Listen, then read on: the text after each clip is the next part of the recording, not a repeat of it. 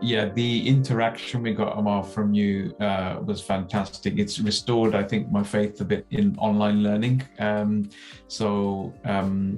was really positive. What I really got from today was keeping a focus on the foundational elements of what we do day to day in our world of cybersecurity. And I think things like supply chain, there was a big focus on that earlier today. That's something I think when you ask those sorts of questions to clients, there's probably not going to be an answer because they don't know, but really focusing on the basics. So I got a lot from it. Appreciate it.